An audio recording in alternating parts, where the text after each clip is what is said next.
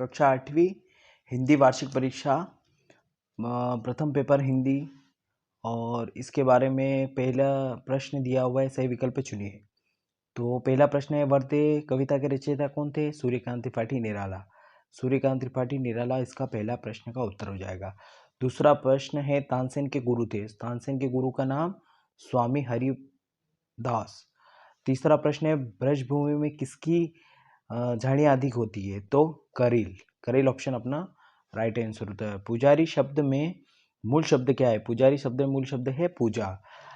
अब अपन आ जाते हैं इधर फोर्थ वाले प्रश्न पे, जो है कि दोहा छंद में चरण होते हैं। दोहा छंद में कितने चरण होते हैं? 4 चरण होते हैं।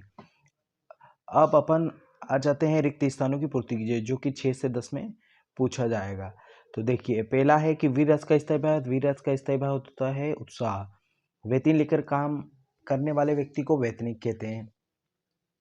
कलुभ्य तम हर प्रकाश भरा है। क्या भरा है? प्रकाश भरा है। बहुत अधिक फूल खिलने के कारण पटना का नाम कुसुमपुर पड़ा। आंसुओं में फूलों का खालिस्तान ममता की गंध थी, तो मकरंद की गंध थी।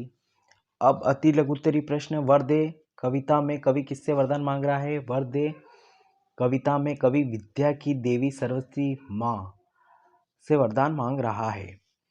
बालिक को क्या वरदान प्राप्त था? बालिक को सामने वाले शत्रु की आधी ताकत अपनों में खींचने की शक्ति का वरदान प्राप्त था। नेक्स्ट प्रश्न अपन आ जाते हैं कि हिमालय की बर्फीली चोटी और नर्मदा में क्या अंतर है? तो हिमालय की बर्फीली चोटियों छल रही है, परंतु तब भी वह डरकर खड़ी है। ठीक उसी प्रकार एक सफेदी भेड़ा घाट में नर्मदा की भी है, जो गलती नहीं ढलती नहीं है। जहाज का पक्षी किस बात का प्रतीक? आश्रय स्पष्ट किया। जहाज का पक्षी मन या आत्मा का प्रतीक है। जैसे जहाज का पक्षी अपना आश्रय छोड़कर नहीं जा सकता है, वैसे ही भक्त का मन या आत्मा अपने इष्ट देव के अतिरिक्त कहीं और नहीं जा सकता। अब बासंतीय नवरात्रि का समापन किस वर्ष पर होता है? तो बासंती नवरात्रि रामनवमी के पर्व पर होता है। वसीयतनामे का क्या अर्थ होता है? संपत्ति या धन को बांटने संबंधी लिखित दस्तावेज को वसीयतनामा कहते हैं। नेक्स्ट प्रश्न है कि पर्यावरण प्रदूषण से बचाने के लिए किसकी रक्षा करनी चाहिए? तो प्रदूषण से बचाने के लिए किसकी रक्षा करनी चाहिए? पेड़ों की रक्षा करनी चाहिए। बिरसा मुंडा ने किस उद्देश्य से अपना आंदोलन प्रारंभ किया था? तो बिरसा मुंडा ने मुंडाओं को अंग्रेजों के अत्याचारों और शोषणों से मुक्ति दिलाने तथा भारत को आजाद कराने के उद्देश्य से अपना आंदोलन शुरू किया था। 19वां प्रश्न है कि हमारे देश पर यदि कोई आक्रमण करता है तब ऐसी स्थिति में हमारा कर्तव्य है। हमारे देश पर यदि अन्य किसी देश द्वारा आक्रमण होता है तो हम सब एकजुट होकर दुश्मनों का सामना करेंगे, देश की सेना का उत्साह बढ़ाएंगे और उसकी तन मन धन से सहायता करेंगे।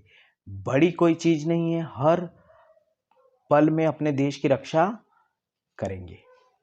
गीता का मर्म के अनुसार गीता का मर्म वास्तविक ज्ञान क्या है? उदाहरण सहित लिखिए। तो श्रीमद् भागवत गीता ज्ञान में प्रमुख रूप से निष्काम कर्म करने की शिक्षा दी गई है। फल प्राप्ति की आशा कर्म करने की नहीं। मुख्य रूप से यही तथ्य गीता का मर्म है। गीता का मर्म पाठ में अर्जुन के उदाहरण के रूप से कहा गया है कि किसी विद्या का प्रयोग हमें अपने यश एवं राज भोगने के लिए करना चाहिए, बल्कि उस विद्या का उपयोग हेतु करना चाहिए, जन कल्याण की योजनाओं के लिए करना चाहिए। नेक्स्ट प्रश्न अपना आ जाता है कि व्यायाम प्राणायाम के लाभ लिखिए। प्राणायाम के क्या लाभ होते हैं? देखिए, प्राणायाम निम्नलिखित लाभ है। प्राणायाम से फेफड़े मजबूत होते हैं और रक्त शोधन का कार्य चलता रहता है। प्राणायाम द्वारा आरोग्य एवं दीर्घ आयु का लाभ मिलता है। उद्वेष, चिंता, क्रोध, भय, निराशा और कामुकता आदि मनोविकारों का समाधान सफलतापूर्वक किया जा सकता है। अब कुछ संधि दी गई है। स्वागत की संधि करेंगे तो विच्छेद क्या होगा? सु प्लस आगत। परोपकार क्या होगा? परि प्लस पर प्लस उपकार। मनोहर का क्या हो जाएगा, मनः प्लस हर। नेक्स्ट प्रश्न है अपना एप्लीकेशन। देखिए नेक्स्ट प्रश्न है अपना एप्लीकेशन। तो एप्लीकेशन कैसे लिखना है, देखिए आवेदन पत्र प्रति श्रीमान कक्षाध्यापक महोदय, शासकीय माध्यमिक विद्यालय, जो भी उसमें प्रश्न पत्र में दिया होगा वैसा अपने को लिखना है।